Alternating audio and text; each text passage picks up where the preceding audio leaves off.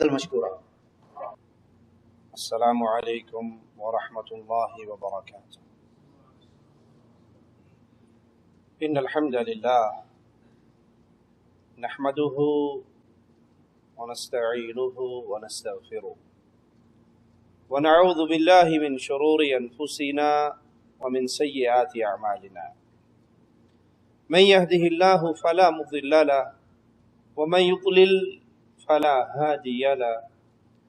أشهد أن لا إله إلا الله وحده لا شريك له وأشهد أن محمدا عبده ورسوله. أما بعد، أعوذ بالله من الشيطان الرجيم. بسم الله الرحمن الرحيم. قل هو الله أحد الله الصمد لم يلد ولم يولد ولم يكن له كفوا أحد.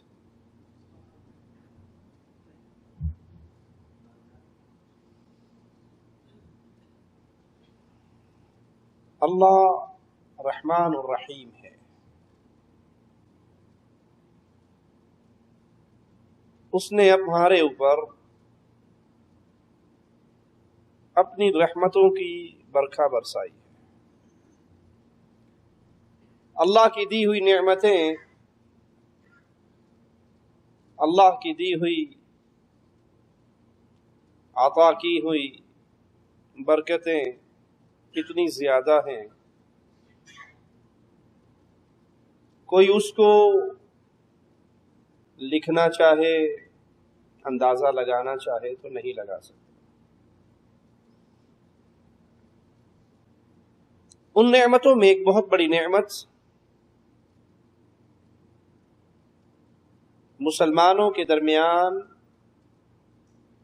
اتحاد، یکجہتی،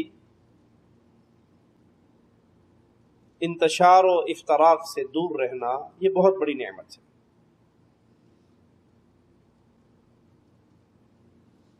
اور مسلمان اسی طریقے پہ چلتے رہے، انتشار سے دور، اختلاف سے دور،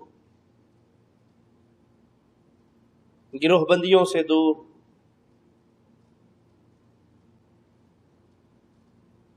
لیکن شیطان بھی اپنا کام کر رہا ہے، تو فارغ تو نہیں بیٹھا. اور اس کا کام سب سے بڑا کیا ہوتا ہے؟ انتشار و اختلاف. جس طرح ایک حدیث میں آتا ہے کہ شیطان پانی پہ اپنا تخت لگاتا ہے اور باقی اس کے شتونگڑے آ کر اس کے سامنے رپورٹ پیش کرتے ہیں.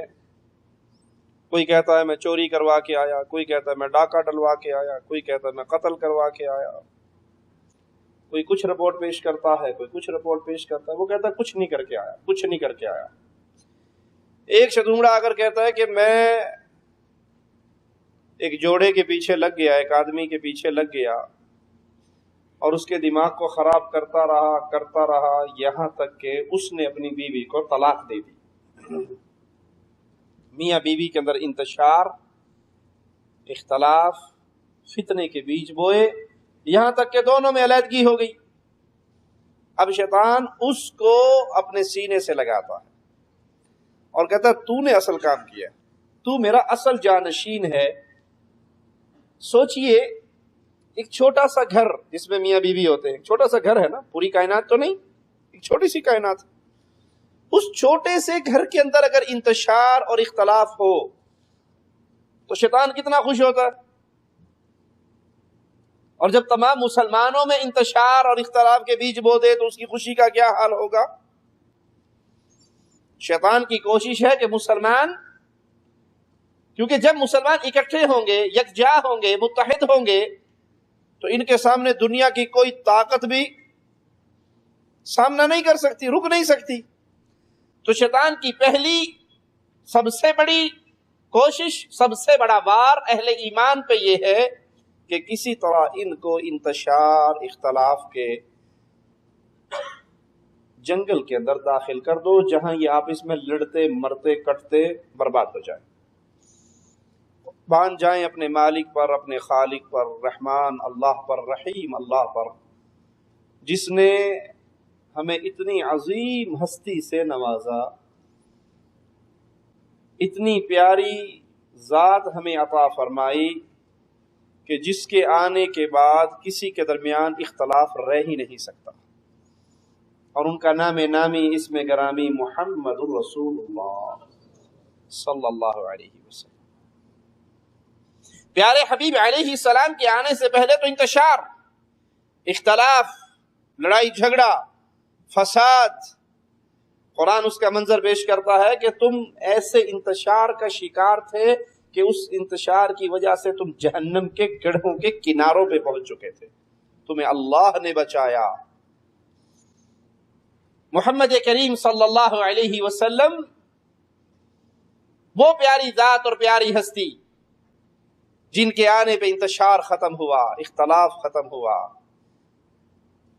بھائی چارے کی فضا قائم ہوئی۔ لیکن آج دکھ سے کہا جاتا ہے کہ مسلمان پھر انتشار کا شکار ہو گئے، پھر اختلاف کا شکار ہو گئے، پھر گروہ بندیوں میں بٹ گئے، مسجدیں الگ ہو گئی، مدرسے الگ ہو گئے، کتابیں الگ ہو گئی، مولوی الگ ہو گئے۔ کوئی مسجد اے تہاڈی مسجد ہے ساڈی نہیں، اے تہاڈا مولوی ہے ساڈا نہیں، یہ تمہاری کتاب ہے ہماری نہیں، آپ کی نماز میرے پیچھے نہیں، میری نماز آپ کے پیچھے نہیں۔ ہے مسلمان، اللہ ایک، قرآن ایک، قبلہ ایک، رسول ایک، شریعت ایک، دین ایک۔ اور مسلمان سے پوچھو تو کون؟ میں دیوبندی، بریلوی، بھابی، سنی، نقشبندی، چشتی، قادری، رضوی، نوری، اور وردی بغیر وردی، میں ایک نہیں۔ کسی نے کسی کو پکڑ لیا، کسی نے کسی کو پکڑ لیا، کسی نے کسی کو پکڑ لیا، اور مولویوں نے ایسے ایسے چکر میں پھنسایا۔ اب یہ کہنا کافی رہا ہی نہیں کہ میں مسلمان ہوں۔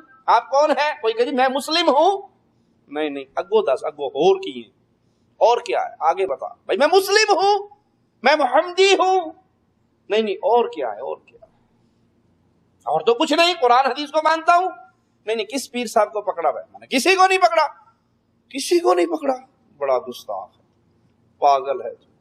ارے بے وقوف، من لا شیخ لہ فشیخہ شیطان، جس کا کوئی پیر نہیں اس کا شیطان پیر ہے، کسی نہ کسی پیر کو ضرور پکڑو۔ اچھا پیر پکڑنا ضروری ہے؟ ہاں جی بالکل، وہ تو مر گیا، اس کا جنازہ بھی جائز نہیں ہوگا جس نے پیر نہیں پکڑا۔